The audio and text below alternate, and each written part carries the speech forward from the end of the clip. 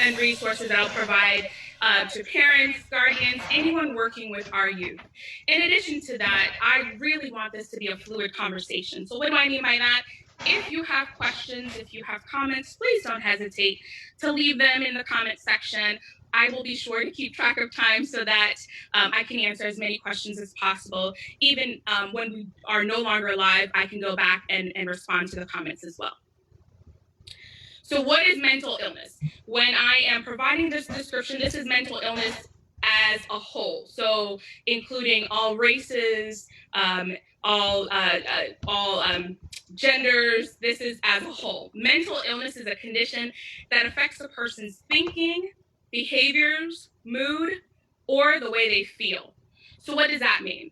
A person that is struggling with mental illness, whether it's diagnosed, so that means they've seen a clinician, a provider who has given them a diagnosis, a mental health diagnosis, or it's not diagnosed and they're struggling with the symptoms, they're going to present with issues around their thoughts. So for example, let's say a person is struggling with depression. If you're struggling with depression, your thoughts are not going to be the logical thoughts, the clear thoughts that they would often be if you were not struggling with those symptoms. So if that person who's struggling with depression, they're hopeless, they feel like life is not worth living anymore, the people around them aren't supportive, they're irritable. If the thought to end their life comes to mind, they're more likely to entertain that thought because they are not thinking straight. They're not thinking logically. So that's what we mean when we say it affects the person's thinking. What they would typically think if something like that were to come to mind, dismissing it, they have a harder time dismissing those thoughts when they are experiencing symptoms that require treatment. Behaviors are going to change. So they may end up sleeping more, sleeping less, eating more, eating less, or not eating at all, or not sleeping at all. They may be quite irritable. So the littlest things get under their skin. They're frustrated with people, oftentimes the people who are closest to them. So if you think in the context of COVID-19, if this same person is at home with their loved ones and their loved ones are providing support, they're making meals, everything is for the most part okay, they still will find ways, not because they're trying to, because they're symptomatic, they'll find ways, some way, somehow, to get into an argument with their loved ones. So behavior and mood is affected. So when someone is experiencing mental illness, they will have, as I mentioned, but I'll recap, they'll have issues with their what we call the activities of daily living, the ADLs. So they may not be taking care of their personal hygiene. It may be days before they actually brush their teeth, take a shower, groom themselves. It may be days without sleeping or sleeping too much, sleeping too little. It may be days where they're eating too much, eating too little, or not at all. Now, I should say, thinking about COVID-19, when I say eating too much, I am not talking about boredom. Like you're sitting in the house, COVID-19, we can't go anywhere. So every 15 minutes, you go and you look in the fridge, you're like, oh, what could I put in my mouth now? Not that kind of eating. This is clinical eating because of symptoms of a mental disorder. When we look at African Americans or the Black community, mental illness affects us in ways that, unfortunately, we don't address as much as we should or we could. So according to a census that was done looking at this data, 13.2% of the US identifies as either Black or African American. So you'll hear me interchangeably say Black or African American, but I'm referring back to the same group of individuals. Individuals who don't consider themselves African American, but they consider themselves or identify themselves as Black would be people who, for example, are from the Caribbean. So let's say they are a Black Dominican, a Black Haitian, a Black Jamaican, a Black Colombian. They may not identify as solely Hispanic. If they're coming from a Latin country, they might identify as Black because of their skin tone, because of the way they grew up, etc. So when I say Black, I include all of those individuals, and that's how the census includes them as well. So if you think of 13.2% of the US population identifying as Black, of those 13.2%, 16%, over 16% of those individuals had a diagnosable mental illness in the past year. So that means they were struggling with depression, they were struggling with anxiety, bipolar disorder, schizophrenia, any one of those conditions, but they were not necessarily receiving treatment, or they didn't know that they were struggling with it, so they were trying to manage on their own. The 16% accounts for that's over 6.8 million people.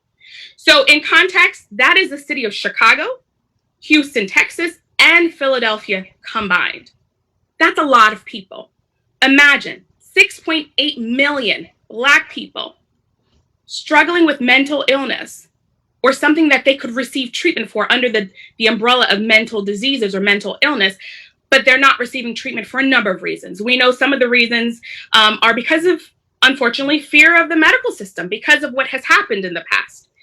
We know that some of those issues are because of access, lack of access to providers who truly understand what their lives or can empathize to what they're going through. It could be lack of access due to not having health insurance. It could be all of those. So we know that there are a number of reasons why we in the Black community, unfortunately, may not seek mental treatment. So continuing with mental illness in the Black community, some of the prevalent. So 20% of Black individuals are more likely to report serious psychological distress when compared to whites. So that means if you have a group where we have 10 individuals, Black and white, if we are looking at the 10 individuals, if we're looking at, again, the 10 individuals, 20% of those individuals, so 2 out of 10 will experience serious psychological distress. So they're having a tough time at work, at home, at school, in areas outside of their home. They're struggling big time, and they're not maybe receiving any type of support. Black individuals experience feelings of hopelessness, sadness, feelings of worthlessness, and oftentimes in our community, we brush them off. Oh, I need to pray more. When I say this, please understand, I'm not saying that you shouldn't pray. You definitely, if you are one who knows that prayer helps, which we know prayer helps, pray. But that does not mean not to take care of the medical side of things, going and seeking treatment when treatment is necessary. When compared to other races and ethnicities, Black individuals are more likely to experience symptoms of post-traumatic stress disorder, what we call PTSD. You've probably heard that word flying around, especially when it's attached to veterans. In America, we know, in the United States, that Black individuals are more likely to be victims of hate crimes, violence, whether it be in our communities or outside of our communities, passive aggressive kinds of acts of violence in the workplace, in school settings. So as a result of constantly going into spaces that may not be, for most of us, welcoming, individuals present with symptoms that could actually be diagnosed as PTSD. We know that Black youth are more likely to entertain thoughts of suicide and act on thoughts of suicide when compared to their white peers. So a research was done, and they found that 8.3% of Black teens versus 6.2% of white teens, when they had the thought of suicide, so the thought of, oh, I can't stand this anymore, life is not worth living, I'm better off dead, I'm going to kill myself, I'm going to find a way to end my life. 8.3% of them, being Black, are more likely to follow through with that plan, follow through with the thought that comes to mind than their white counterparts. This study was one that was quite interesting that I wanted to at least bring up. And by no means am I saying this is across the board. This was a really profound study.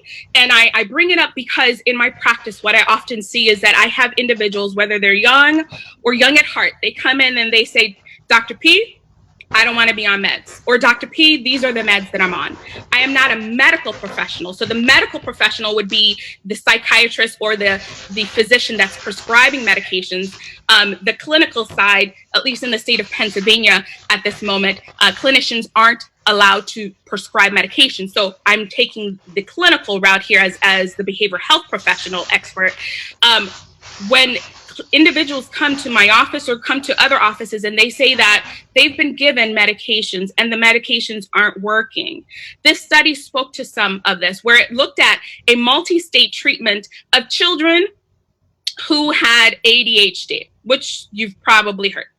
And they found that when they provided treatment using medication to Black children, and Latinos as well, but we're speaking to Black kids right now. So when they gave medications to Black children, comparing it to how the medications did to their counterparts, these are our Caucasian white kids, the medications did not work as well. They were not as effective for these kids.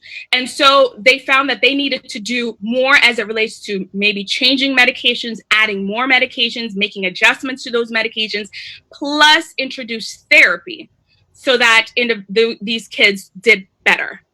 So what am I saying when I say this? I bring this up to say that oftentimes when people come to my office, and some of my colleagues as well, we're not quick to say, okay, you need to be on medications. And many of my colleagues who are psychiatrists, so these are the MDs in the field, they often find themselves as well saying, okay, what have you tried before we just give you medications? Medications should not be a quick fix for anyone. Now, am I saying that medications aren't helpful? No, by no means. For individuals, medications work and they work really well. For some individuals, it's a combination of the medications and therapy. I always want to ask, and I challenge my families, the clients that I work with, to try clinical treatment first or in combination if you do need to take medications. So when we look at mental illness in children or in teens, common diagnosed conditions in children include ADHD, attention deficit hyperactivity disorder. This is often the condition that affects the child's ability to pay attention, to focus, to plan accordingly. It's in that prefrontal cortex area that really helps them plan, manage their emotions, be able to predict future things based on their own actions. They struggle with that. A combination of ADHD would be having the issues with inattention, not being able to pay attention and focus and plan accordingly, with the hyperactivity. So being the kid that bounces off the walls, super hyperactive, etc. We see anxiety, depression, developmental disabilities such as autism, intellectual disabilities, eating disorder, and PTSD.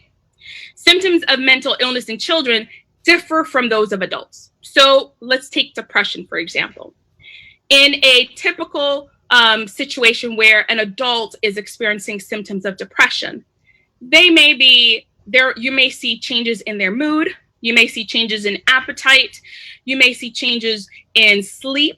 With children, you may see that as well, but you're definitely going to see changes in frustration tolerance. So that means they're kind of really irritable.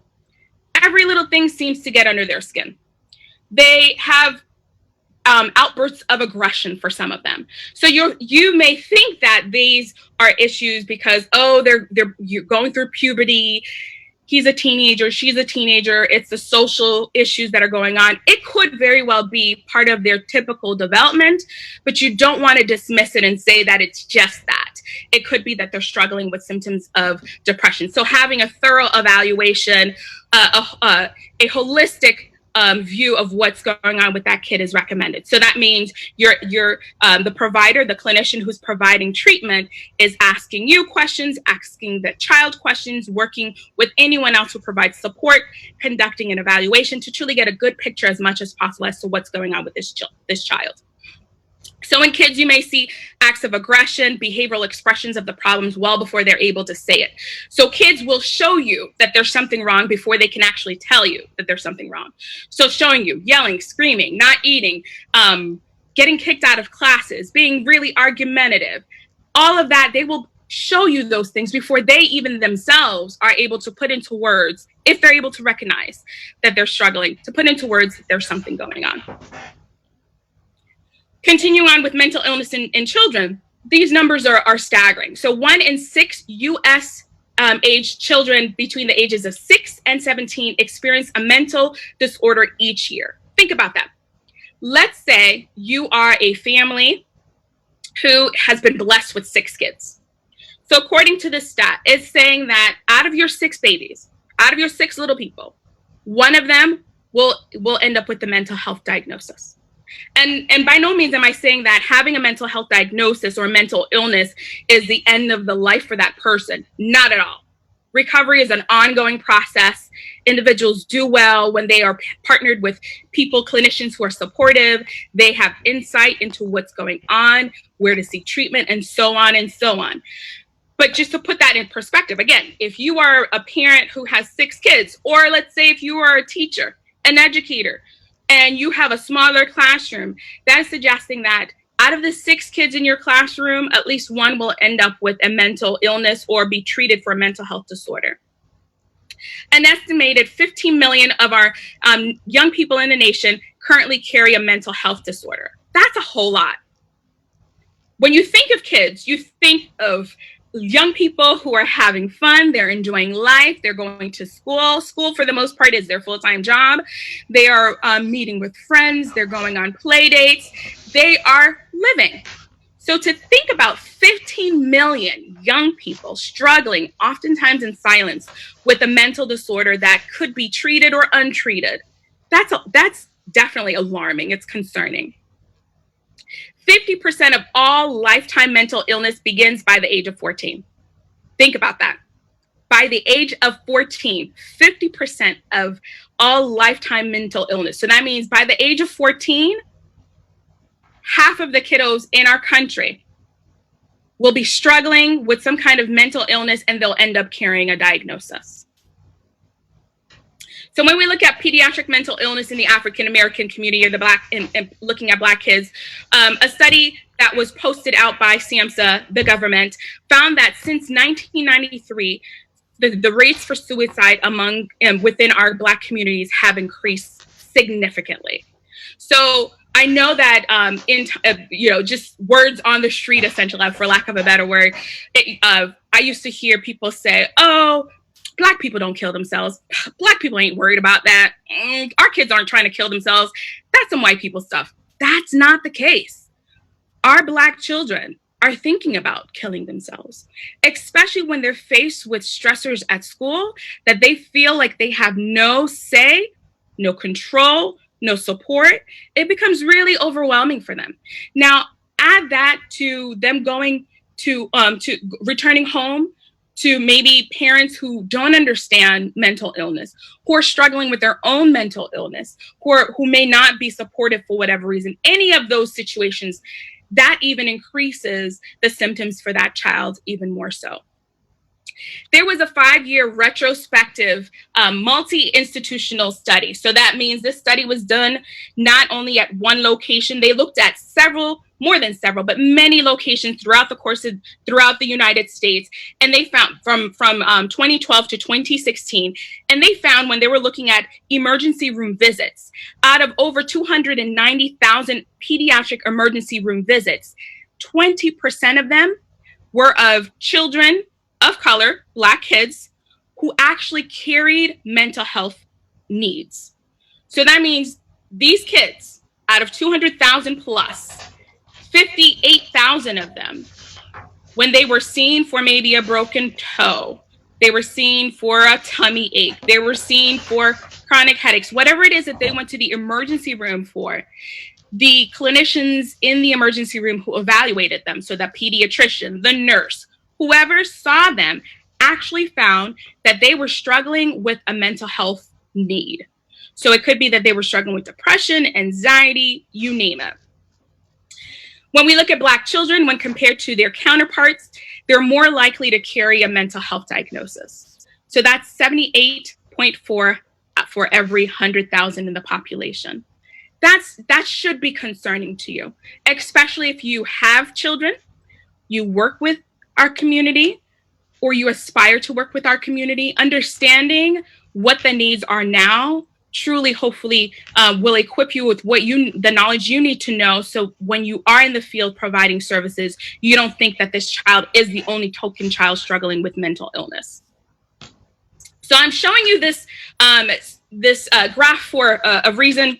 which I'll explain in the next slide, but I wanted to point out where you see, this is the IDEA who published this stat or findings as it relates to how many children who receive support under the umbrella of the IDEA Act. So maybe they have an IEP, they receive some kind of special ed services in a public school setting. So in the school year of 2017 to 2018, these are the percentages of ethnic or racial breakdowns of kids who receive services, special ed services. And as you can see, American Indian Native Alaskans are at the top, 18%, and our Black children are right after them, right below them, 16%. I'll bring your attention to the one that says 2 or more races, 14%. Imagine, and I'm just speculating here as it relates to that 2 or more percent. Oftentimes what I've found in whether it was my role in the clinical hospital setting or in educational settings now, oftentimes when we have kids who identify as biracial, they are Black mixed with white or Black mixed with Asian, etc. They oftentimes will select 2 or more races. Now, if they're selecting 2 or more races, that could potentially mean that the stat here for the Black kids actually are much higher than what is listed here. So keep that in mind. Kids receiving special ed services, they have an IEP, they're receiving some kind of special education. Our kiddos, in the Black community, they're at 16% when it comes to receiving services. Now, when it comes to now looking at COVID-19 and Black children, at school, for the most part, and I say for the most part because I recognize that not all school districts are created equally. Not all schools have the same access to services, to qualified educators, you name it, as some other ones. So I say this as a global. For the most part, if we didn't have COVID-19, our kids in the Black community would be at school. At school, they would have access to internet. At school, they would have access to some kind of technology and additional special ed services, similar to what I mentioned, those who are receiving special ed services, they would have access to a special ed teacher, maybe a speech therapist, an occupational therapist, if that was what was needed in school. They would have access to those services. At home, during COVID-19, they don't have access to, not many of them don't have access, and they may not have access to some of those things that were listed here under the school. So that means if they're in an underserved community, they may have no access or very little access to internet, but now they're required to complete schoolwork online. They may have no access or little access to computer technology, but they're required to have a computer, a laptop, some kind of a device for them to be able to read emails from the school, reply to teachers, respond by posting their homework assignments, and so on and so on. They have little to no access to supplemental educational support. So they don't have, in many cases, a special ed teacher coming home to them to provide that support. Now, I've heard anecdotally that there have been some special educators who have gone above and beyond and have driven to their students' homes, stayed within a fair distance to share whatever support they can. That's not the case everywhere across the nation. So our children, the children of color, individuals, kiddos who are in the Black community, African American community, if they are thinking about this percentage here, the 16% who have a special education plan or support need, those kiddos may not be receiving the support that they need while they're at home because of COVID-19. They're home. Parents are doing the best that they can. They are reaching out to providers if they know how. And I say if they know how because some parents just don't know who to reach out to, how to connect with individuals, especially if they're coming from communities where they have no access to the technology, the computer services, etc. Someone even told me, this was a school administrator, that there are some students who have no access to a desk to be able to do the work at home. Think about that for a minute. If you are fortunate enough to have a dining table, to have a desk at home, to have a coffee table, think about the fact that because of COVID-19, kids are home working, completing their schoolwork from home. They have no access to a desk, a coffee table to put their laptop or to complete their work. And I get some people are saying, well, they can go old school and just sit on their bed and complete the work. Yes, if they have to push through that, they will.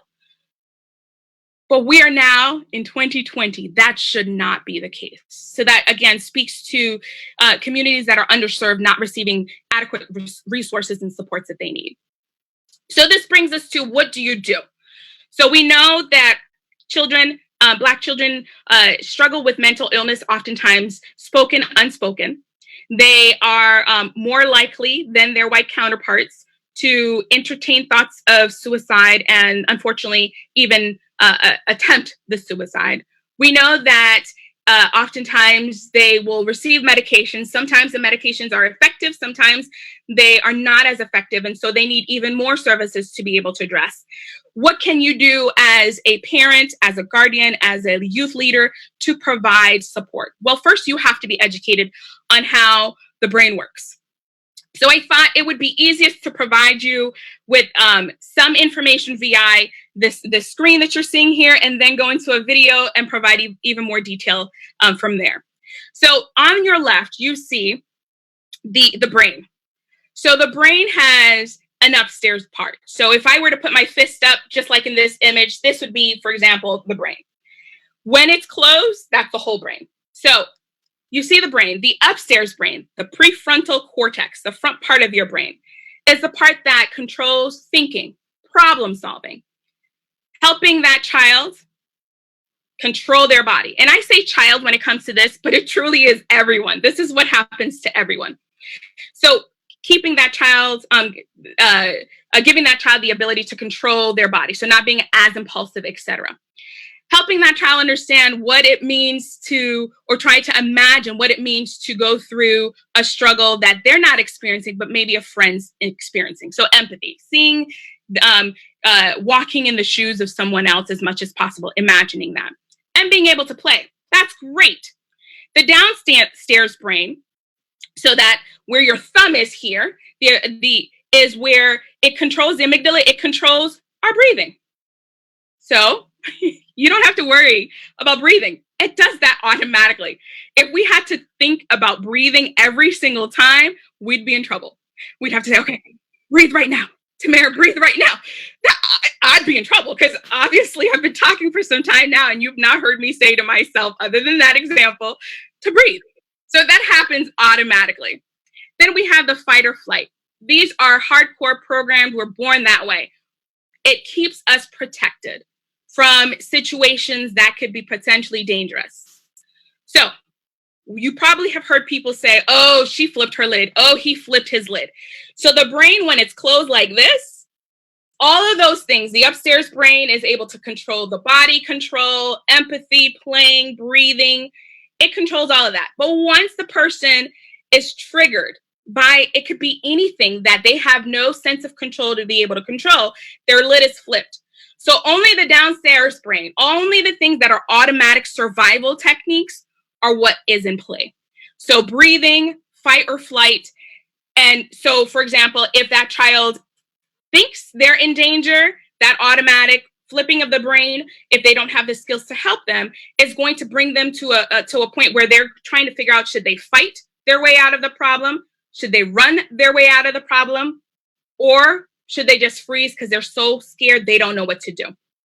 So with that, I wanted to show this is a 2-minute video. It's 3 minutes, but we're only going to play 2 minutes of it to bind that together even more so for you before I go into what you can do even more so as a provider, a parent, a guardian.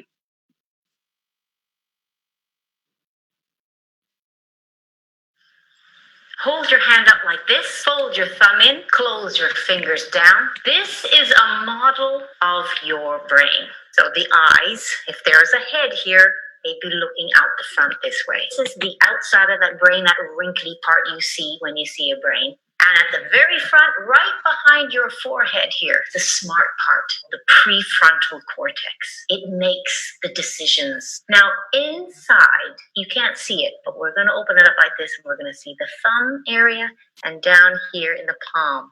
These two areas work together. The limbic system, the emotions, the feelings part, when you feel scared, when you're really angry, when you're out of control and you're upset, you can't think straight. And here, the brain stem keeps your heart beating and your lungs breathing, and it makes you move your hand away from a hot stove really quickly.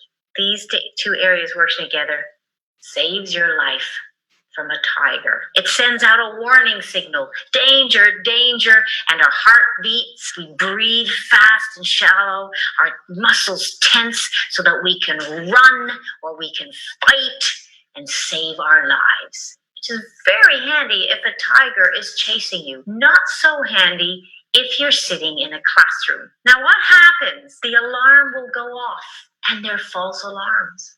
You know, false alarms in school when the fire alarm goes off and there was no fire and we all have to leave the building anyway? Well, that's what happens here. Somebody might criticize you, or your teacher tells you to sit down and please do your work, and you get all upset. That's not a real alarm. You're not really in danger. Yet, the alarm is set and you flip your lid. You lose the smart part. And this part is now in control. What can you do to get this smart part back? Start breathing slow, in through your nose, out through your nose, way down into your belly.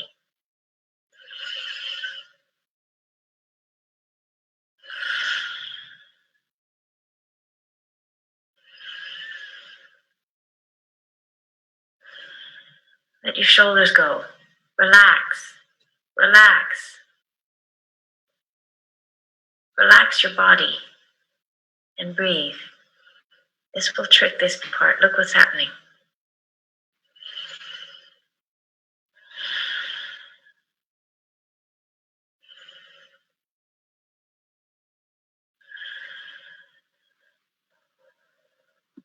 Now stop it there. So that hopefully provided you with an additional visual as to what happened. So in that video, she mentioned fight, flight. In the field, we know there's a freeze part as well. So let me paint you a scenario. So we have this kid named James. He forgets to hand in his online homework. He forgets to hand it in because the power went out. He didn't have access to a hotspot or a battery that was able to allow his laptop to connect to his phone. He had issues. He was not able to address them, so he doesn't hand in his homework. Now, James is behaving before he receives skills. So he does not know what to do when he's faced with this kind of a dilemma. So what happens, because it's automatically programmed, his brain receives an alarm. There's something wrong. James, you forgot to hand in your homework. The teacher sends mom an email or sends a phone call and says, hey, I understand that you guys are working from home, but this is now the second time that James has forgotten to hand in his homework. He's going to receive a 0. James overhears this conversation and he knows he's going to get it. He's in trouble. So the brain is sending him this alarm. His brain is going to tell him one of 3 things. Fight. So that could mean get into an argument with mom, try to defend yourself, try to give her something else to not focus on the homework piece. So that fighting just automatically, what do you mean I didn't hand it in? Leave me alone. Whatever it may be, he's fighting. Or the other option may be freezing. So mom comes, gives James an earful, and James has nothing to say. He is stone face cold. He doesn't say anything. He barely even gives mom eye contact. He's frozen. Or he flights. He flees the situation. He avoids mom at all costs. And then in turn, he's avoiding even completing the schoolwork. So not only is he probably choosing automatically, because the brain is programmed to survive and thrive if it's faced with danger, his brain is going to select one of these 3 things to do, and he's going to do one of those 3 things. Not only with mom, when he's confronted by mom, but when he finally is able to get online with the teacher as well. Those are all Fs. That is where, without skills, our kids are. Straight Fs. We don't want them in the straight F category. What we want them, I came up and I coined straight A's. Assess, address, and achieve. We want our kids to have straight A's when it comes to managing situations that are crisis situations that we know with appropriate support and skills, they are able to achieve what it is that's set in front of them. So what are the straight A's? The straight A's, the first one is assess. So going back to that same situation, James forgot to hand in his homework because of the technical issues. He overhears the conversation that mom is having with the teacher. He has skills. So now we're saying that he has skills, and the way he learned those skills was through therapy with parental support. They learned on how to control his breathing. So he has those skills. We're saying, he received all that support. He has those skills. He's going to be able to assess the situation. He's going to say to himself, maybe out loud, but usually quiet in his mind, oh man, I'm going to get it. I need to figure out how to not get into even more trouble. He's going to talk to himself or have the dialogue of what's the problem, what possible outcomes could potentially be good or not so good for me if I don't address those problems. So he looks at the pros and cons of avoiding mom. He looks at the pros and cons of yelling back at mom. He looks at the pros and cons of freezing up. He looks at the pros and cons, so the benefits, the not so good benefits of yelling at the teacher via email. He looks at the pros and cons of emailing the teacher or avoiding the teacher. He looks at all of those, and he's able to assess the situation. What is a true danger? If there is no true danger, but it's still something I need to address, how can I address it? So he assesses and he comes up with a plan. Then he addresses that plan. So he puts that plan into action. So James is thinking, okay, it is best that I tell mom what happened so that if I'm going to get in trouble, I get in trouble, but at least she hears my side of the story and doesn't assume that I just didn't want to hand in my work. So he addresses mom and lets mom know, hey, mom, it's not that I didn't want to do it. Do you remember the other day when we had a power outage?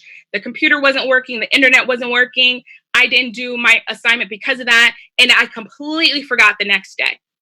So now the ball is in mom's court because he's addressed it. So mom can now decide to still punish him or work with him to come up with a creative solution so that he can hand in his homework. As part of that addressing, let's say James is old enough to recognize that he can email his teacher too and let his teacher know his side of the story. So he emails because he had already assessed. So now he's addressing. He emails the teacher and lets the teacher know that it wasn't done on purpose. He was not being negligent. It was because he had a power outage. He attempted to do the work, but didn't have access to the internet. And so the next day, it slipped his mind.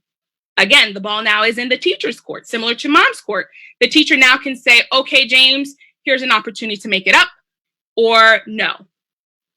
Whatever the outcome is, James has done his part. So then that brings him to achieve. He has now learned how to problem solve with people outside of himself, as well as with himself. Instead of allowing the automatic fight, flight, or freeze happen, he's learning to assess the situation, come up with a plan, address the situation, putting that plan into practice, into play, and then seeing whatever happens. And so then he achieves. He's successful in communicating with other people what his needs are, and they can now provide support if they are able to. So that's where we want kids to go. Not from the straight Fs. We want them to go into the straight A's as it relates to being able to address their emotions and the issues that come along with mental illness or without mental illness, simply problem solving. So how do you talk to your kids about COVID-19? So now you've learned to hopefully teach them how to address. We know that you have to address the situation. You have to, in order to address, you have to assess and then to be able to help them to achieve it. But as parents, as guardians, as leaders working with children, you have to be aware of what role you play as well. So you want to be aware of your nonverbals. So I can say everything is fine and I'm looking like this, and my body's telling me that nothing is fine because I'm all tensed up. So I'm saying everything is fine. It's coming out of my mouth, but my body language is saying something completely different. Kids pay attention to that.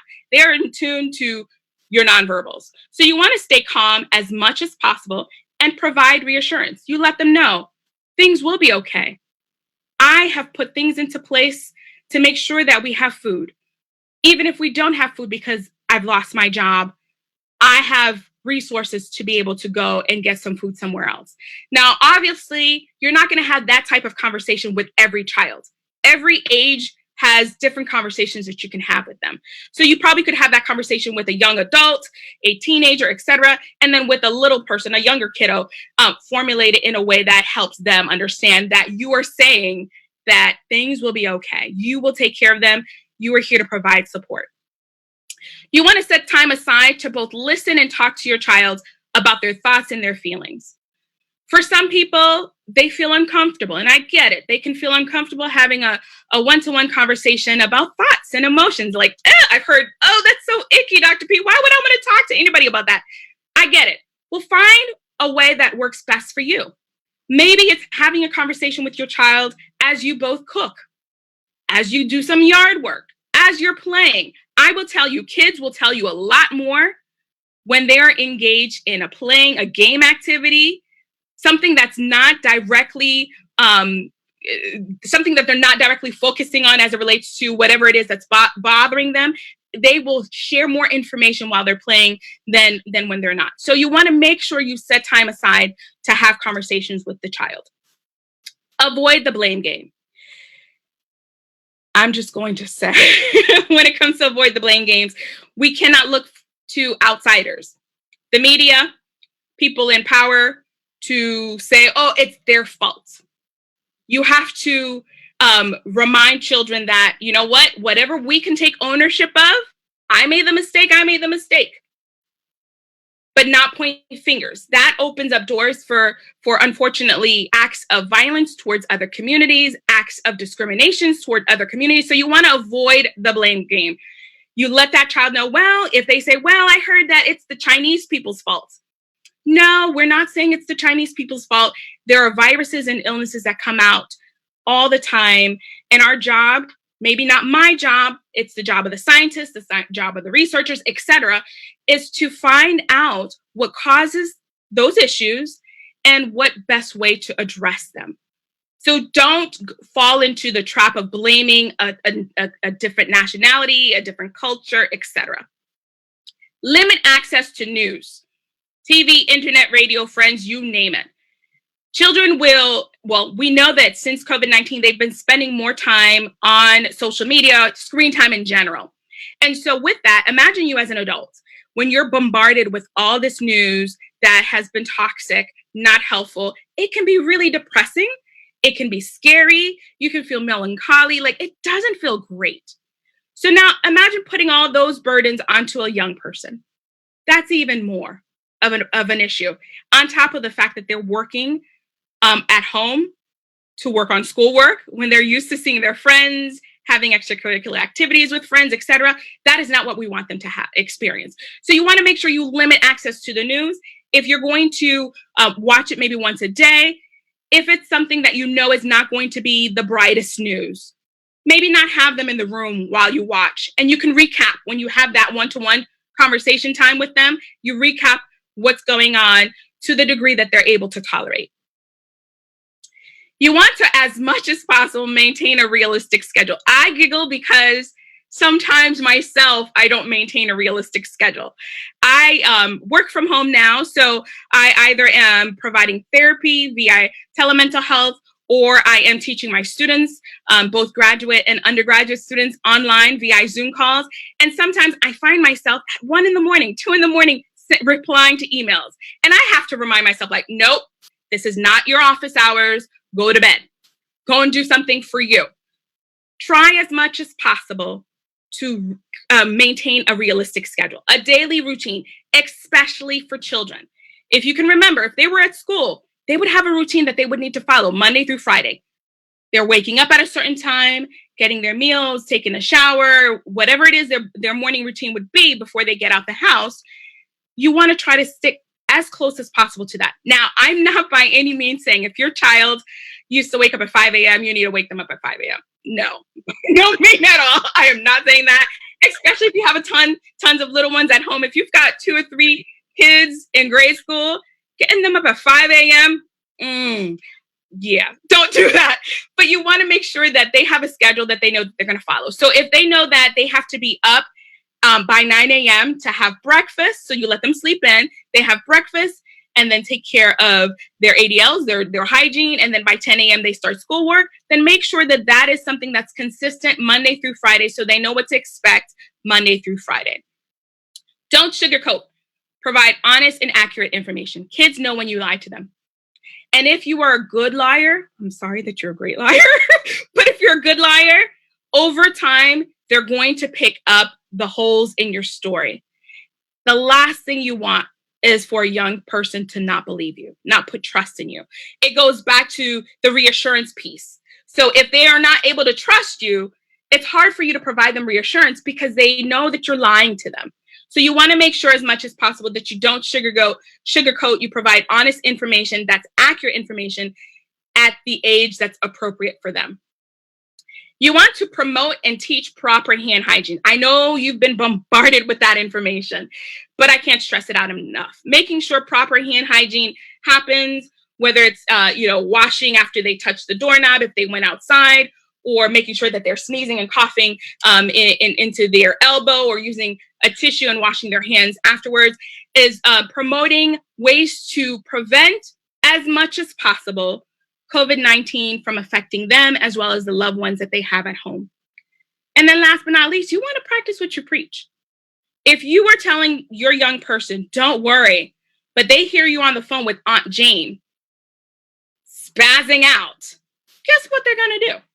They're going to be worried. They're going to want to spaz out because they saw you falling apart. Or if you tell them that they need to cough or sneeze in their elbow, but they see you going, and then you go and serve some food, then it's like, oh, well, I'm going to do whatever you do. You have to practice what you preach. So I'm going to leave this up on the screen for some time so you can take a picture of it if you'd like. These are some additional resources. One in particular, this book that says Why We Stay Home. It's an ebook, an electronic book that you can go onto this website and download for free. It was, the book was created by a boyfriend and girlfriend, a couple, African-American couple who are med students, and they wanted to find a way creatively to talk to kids about COVID-19 and why they have to stay home. And so I thought it was appropriate for me to at least provide you with the link there, so that way you can go download it, look at it. It's full of bright colors, and it really goes through explaining why kids stay home, why the whole family has to stay home. And again, it's a free resource to families. Other additional things I want to bring your attention to, the Child Mind Institute is a nationally recognized institute that focuses solely on mental illness in children, mental health, mental wellness.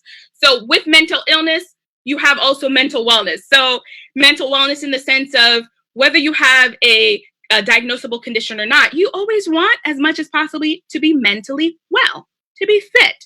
So that means taking care of sleep, making sure you're eating right foods, making sure that you are engaging in constructive conversations so that mentally you're okay, you're as good as you can get, and continue to improve on that.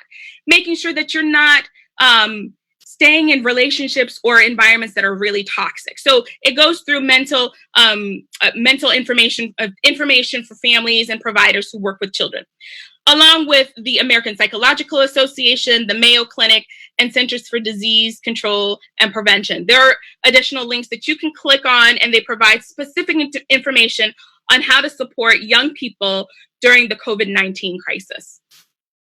So I'll give you about another minute or so. If you want to take a picture of it, you can. And then as a reminder, I'm pretty sure that Dr. Kennedy will download this. So I'm pretty sure that you can return back and look at the video as well, so you have access to these resources. And then you have NAMI, the National Alliance on Mental Illness. who provide support to providers, to individuals. Sometimes they're called consumers, clients, patients who have who are working through recovery of mental illness, and as well as to those who are supporting their loved ones who have mental illness. They have resources even specifically for the African American community. And then we have the American Psychiatric Association, the National Association of Social Workers, the American Counseling Association. All of these providers are nationally recognized providers who provide access to resources for consumers, sometimes providers and youth and families as it relates to providing services or seeking services due to COVID-19. So that is it. That's all I have to share with you. I can go on for hours, but I wanted to make sure that I tried as much as possible to reserve some time for questions. And I see that I went a little bit over, so I'm not sure if there were any questions that folks have. But essentially what I want you to, my hope was that you walked away with a better understanding of knowing that mental illness knows no race, gender, socioeconomic status. You can be a millionaire and struggle for mental illness. What we know, though, is those who fall in the lower tier, those who are underserved populations, those who struggle paycheck to paycheck, are individuals who experience mental illness, but unfortunately sometimes don't have access to providers to provide services to them, access to even quality insurance to receive services. And then if they actually have access to providers, insurance to get services, they may not find a qualified, culturally competent clinician to provide services to them. I am Black. If you tell me as a white clinician, for example, that you know exactly what I'm going through, if I'm telling you that I've been on the victim side, I've been victimized as a Black woman, I'm going to look at you and question, are you thinking straight? Now, you can tell me I can imagine, but you can't tell me you know exactly what I've been through if you're not a Black woman. So making sure that, and I'm not saying that individuals of other races can't provide quality care. They can. I have a number of colleagues who have provided quality care. It's making sure that they are culturally competent and can provide the services to diverse populations. So my hope is that the information opened up your eyes and gave you more awareness that everyone struggles from mental illness to some degree as it relates to races, genders, etc. Making sure that you receive appropriate support and what support looks like and how to access support is really important. And recognizing that especially home right now for kids is a different ballgame. You cannot expect a child to spend 8 hours doing schoolwork as if they were physically in a school building. That the 8 hours that they would physically be in a school building would not be 8 hours of straight work. It would be lunchtime, playtime, free time, schoolwork, interacting with other people, etc. So you're not able to provide that. You have to become creative as to how they express their energy in a positive way, as well as they learn. So making baking something that they take part of with you, so that maybe you can throw some math into there, measuring, etc., gardening, you name it. Get creative in how you provide that support to them so that they are not suffering in silence. That is it from me. Wow. Let's give Dr. Tamir Piersaint a wonderful hand of applause. I mean, this was excellent. Can anybody just say excellent? I want I you. appreciate it. I want you to send those questions. You can do it through Facebook, or you can do it. If you don't have that, you can also send it to the church some kind of way, because we want to get this information out. She has on here her feed where you can find her. But she did an excellent job. What we'll do, we will look at the questions, and we're going to bring her back. Hopefully, very, very, very soon. I got to twist her arm, but we got to bring her back because this was excellent. Our children are suffering Sometimes I think our children are over medicated. Sometimes we're just trying to calm them down. So we want to talk about a lot of those things the next time. But certainly, Dr. Tamir, thank you so much You're quite for welcome. spending time with us tonight. And thank you for what you did to get us on here tonight. But we are very appreciative of you. I'm going to put her picture up now so you'll see her name, Dr. Tamir Piersaint, and you will be able to see who she is. But she's a wonderful addition to our community, doing some great work in our community. And we are just very, very excited to have her at our church, being a part of our team. Those of you who go to Rodman, it's her voice that you hear every Sunday morning when we start out our worship services. So again, we want to thank her for joining us. And we are looking forward to having her with us again very, very, very soon. Amen. Want to thank all of you for looking tonight, and I pray that this was a helpful workshop for you. She will come back. We'll answer some of these questions that you may have. Hopefully, Van and some of the other people will be able to get those questions off of the live feed. Then we will pass those on to her. Next time she comes, she will deal with some of those things and give us some additional information.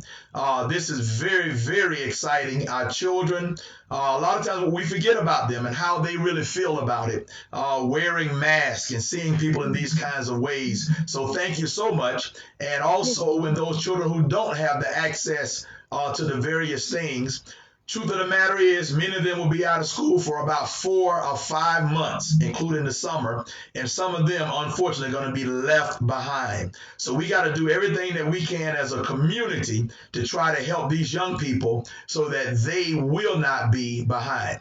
As it was said, if you start the race behind, you will never be able to get in front unless you run faster than the people that are in front of you. So thank you again. Let us close out with a word of prayer. God, we thank you for this night.